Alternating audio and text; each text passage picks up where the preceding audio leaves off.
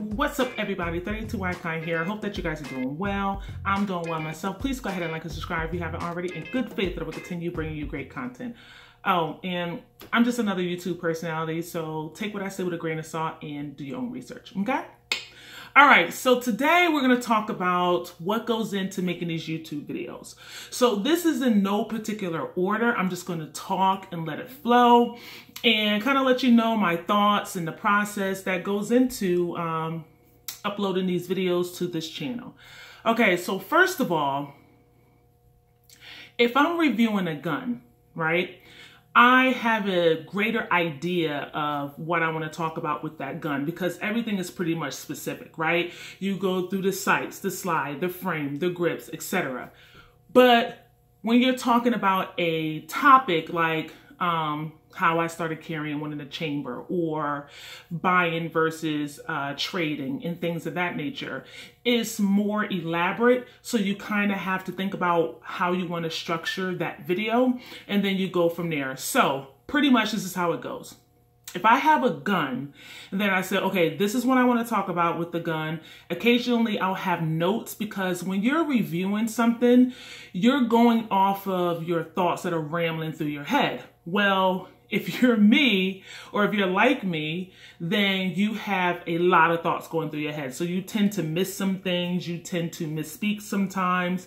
So occasionally you'll see me glance off screen to look at some notes, or I'll glance down to make sure I didn't forget anything. Sometimes I do, sometimes I don't. But usually with a gun, it's straightforward. Even if you're comparing guns, it can be straightforward, but again, there are some times that you will miss some of the topics that you want to cover within that video because there's just so much. As for topics, I find myself writing more notes when I'm going to do topics. Again, because topics are so elaborate. So you could talk about one thing and end up talking about something completely different all within the same video, just because when you're talking about firearms or how it relates to training or competition, or maybe you had a family member that had an experience, it can go off on a tangent. So I try to create notes that will help me stay focused on what I want to talk about. So those are the different kinds of videos that I do. Now, once I come up with a topic, I'll say, okay, I can only record on Saturday and Sundays. So I'll get up early, usually around, I'll say 8 o'clock-ish or so, and I'll try to get myself moving and going so that I can record the video. And if I wait later on in the day, then I probably won't record because I'm doing other things. You know, I have the weekends free, and obviously I can't record when I get home from work because it's late and I'm tired.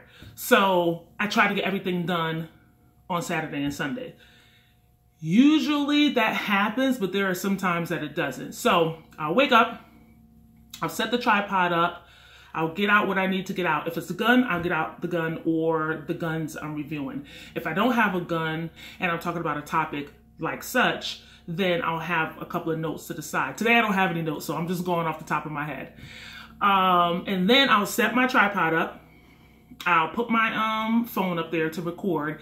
And this is really awkward because I'm looking into a little camera piece, so I can't see myself speaking. I can only see like a silhouette of what I look like because I'm looking into this camera. Because if I were to turn my eyes and actually look at myself, you'll notice that now I'm no longer looking at you. I'm actually looking at myself and how I look and how it's coming across the screen to you guys. But if I turn my eyes back to the camera, then you'll notice that I'm looking at you and not myself over here. It sounds a little weird, but that's the way my camera is set up. So sometimes when I'm talking, well, not sometimes, all the time, when I'm talking into the camera, I feel really weird because it's just this little speck of a camera looking back at me. So there's no audience, I can't even look at myself to see how I look. I'm just literally looking at the camera. So it is awkward. So I try to move past that and make these videos. Anyway, so I make the video, I do whatever I need to do, blah, blah, blah, blah, I talk to you guys, and then I end the video. Once I end the video, I have to upload the video on my computer. So that takes a little bit of time because sometimes there is a lot of edits that happen while I'm recording. So say, for example, I'm talking to you, right? And I misspeak or I say something that kind of goes off in a tangent. I stop like this. I'll say, Liv, don't add that. Start here. And then I'll keep talking. You guys don't see that because I edit it out. But there are many times that I make mistakes and I'm like, Liv, scratch that. Start here. What's up, everybody? 32 Icon here, blah, blah, blah, blah, blah. So again, you guys don't see those edits, but I'm doing it as I'm speaking into the camera so that when I transfer the video over to my laptop and I open up Shotcut and I upload that video in Shotcut, I'm telling myself like, Liv, don't add that part because I screwed up. Start here and edit this part out. So in the beginning, I didn't have an editor. So I was just making videos and hoping not to mess up.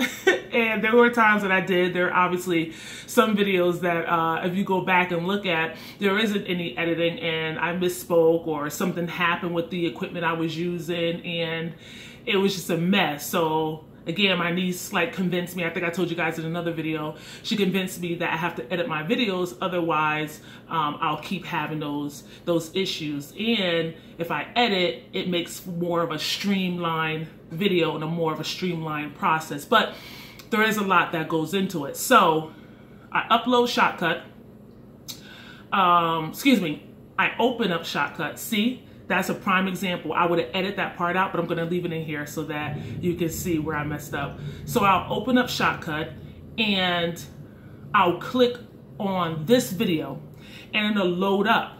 And once it loads up, I edit what needs to be cut. So like I said, if I mess up, I'll cut that part out and it's completely gone.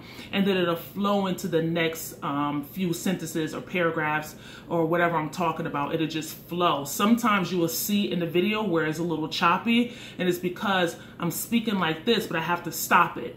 And then I have to edit that part out and keep going. So if you know anything about editing, you'll know exactly what I'm talking about. If you are unfamiliar with editing, like I was before I started YouTube, then you might be a little confused. So once I edit the entire video, I try to go back and insert videos from me shooting.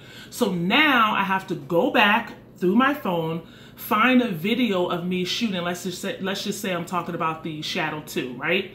So I have to go back, find videos of the Shadow 2 as I'm talking about the Shadow 2, whatever I'm talking about, the trigger or the muzzle or lack of muzzle flip.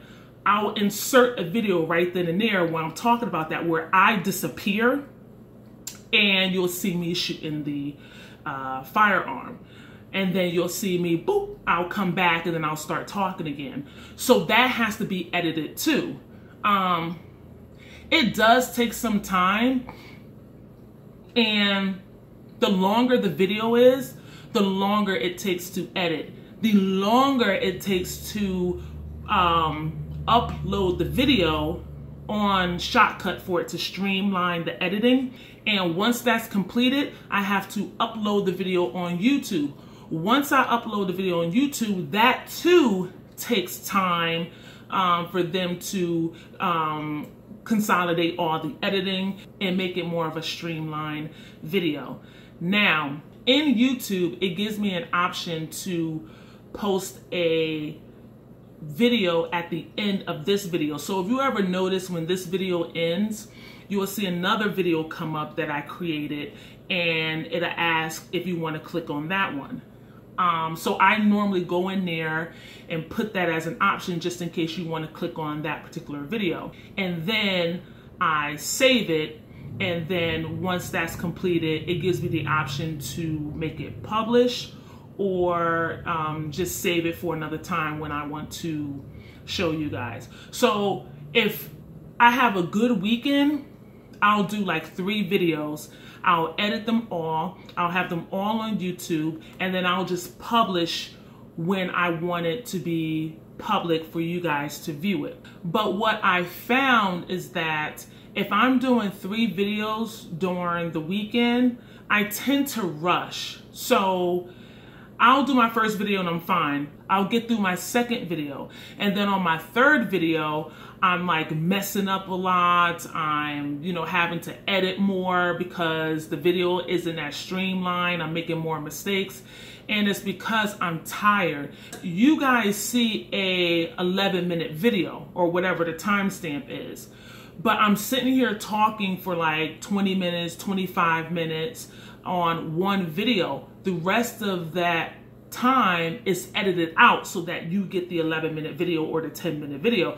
But I've been sitting here talking for 25 minutes or so for one video, maybe even 30 minutes depending on how long it is. So that's just one video. And then I do 2 and 3 videos in the same day. So I'm mentally exhausted by that time because there's so much to say. And then I've noticed, like, if I'm recording this particular video and I mess up and I record the same video, there are things that I said in the first video that I do not say in the second video only because I forgot, because I'm literally talking into a screen.